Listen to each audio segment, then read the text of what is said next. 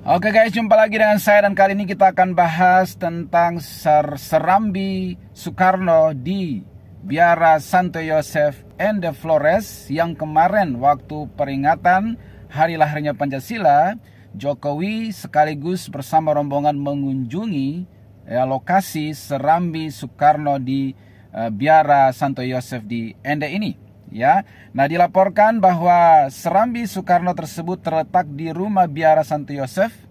Ya, di lokasi tersebut Jokowi kembali mendalami soal cerita lain Bung Karno.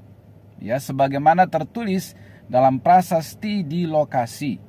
Di rumah Biara tersebut Bung Karno mengisi waktu untuk membaca berbagai buku dan majalah. Dan di sana Jokowi dan rombongan disambut oleh Uskup Agung yaitu Vincentius Sensi Potokota, ya, yang memberi penjelasan ya tentang betapa akrabnya Soekarno dan dua biarawan yang ada di sana yang saya sebutkan kemarin, yaitu Gerardus dan juga Johannes.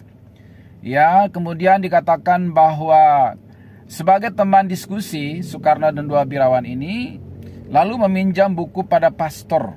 Ya, sampai-sampai kalau pastor berhalangan, kunci kamarnya, ruang baca itu diserahkan kepada Soekarno. Begitu akrabnya Soekarno dengan dua biarawan ini, ya. Dan ini adalah fakta sejarah. Ya, bahkan ketika berjalan bersama dua biarawan ini dengan Soekarno, ya, dua biarawan ini saking hormat dan respek pada Soekarno, mereka sering memanggil Soekarno dengan Tuan Presiden, ya.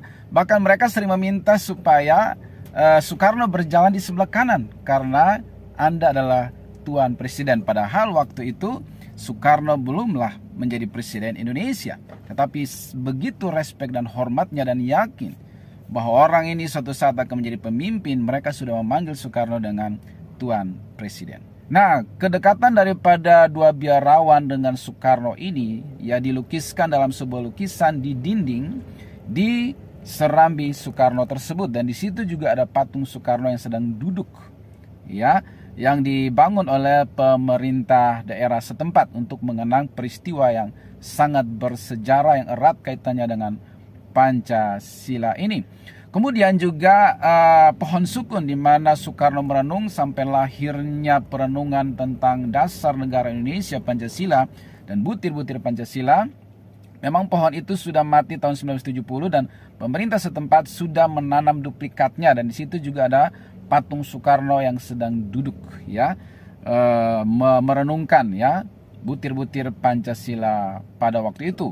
Nah, baru pada tanggal 1 Juni 1945 ketika sidang BPUPKI, disitulah Soekarno berdiri dan dengan penuh semangat dan berkobar-kobar membacakan rancangan ya dasar negara Indonesia Pancasila ya yang sudah direnungkan di Ende di Biara Santo Yosef dan di bawah pohon sukun itu.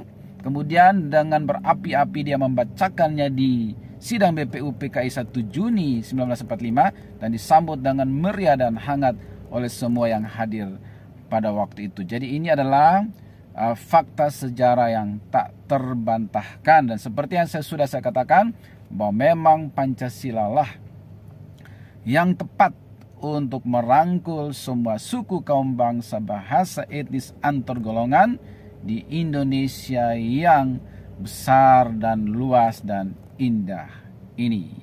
Jangan lupakan sejarah. God bless.